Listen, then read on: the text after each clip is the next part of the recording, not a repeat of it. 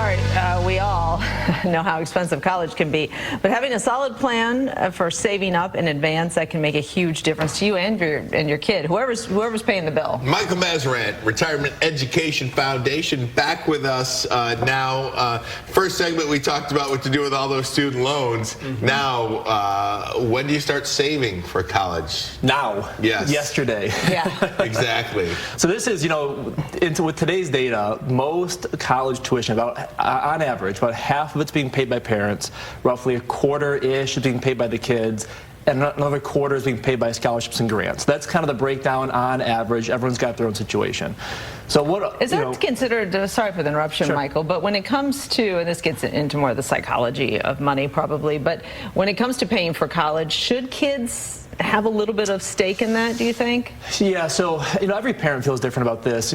Our 2 cents, based on what we've seen through the charity, is that if the kids have some skin in the game, they feel like there's more responsibility there for them. If the parents are just writing the blank check for the kids to go have a great time at college, we've seen some pretty ugly situations where the kids don't feel like they have skin in the game, they don't feel the responsibility, and the parents end up paying for a 6 or 7 year really fun vacation for the kids at college.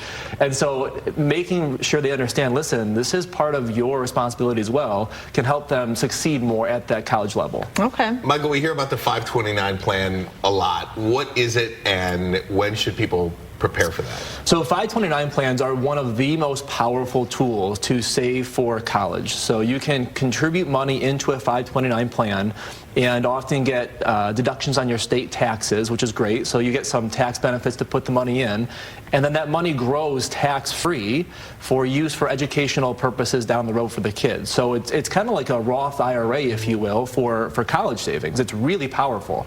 And you can open those for anybody, right? Essentially anybody. Like you got a nephew, or I don't know, does it have to be a family member? Or? So it doesn't have to be a family member. You can open it for anybody. Now, it really is powerful to save money into those accounts. The one consideration to be aware of is that down the road, if you use that money for something other than college expenses, so it can be tuition, it can be room and board, it can be books, it can be a laptop, whatever is used for education.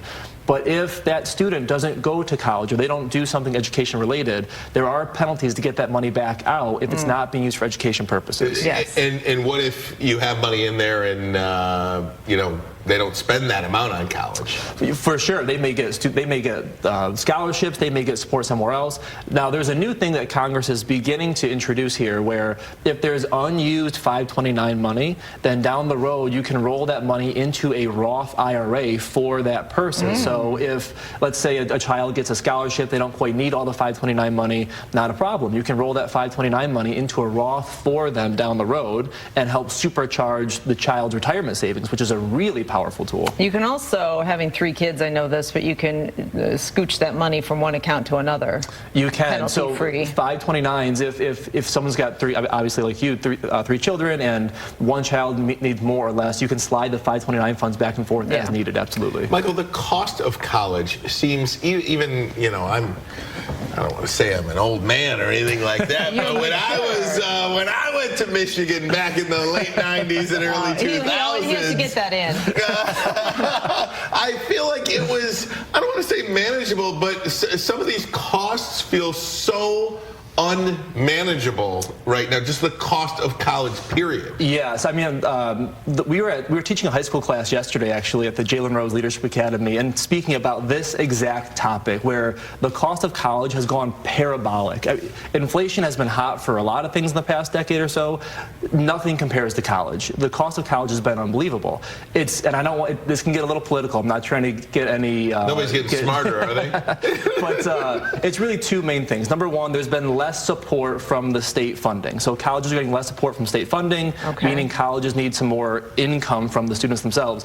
But number 2 is that college is becoming, in some aspects, big business. I mean, they're building beautiful buildings, state-of-the-art gyms, the sports teams are getting all this NIL funding, and so it's becoming sort of a business to attract out-of-state, out-of-country students to have these huge tuition incomes.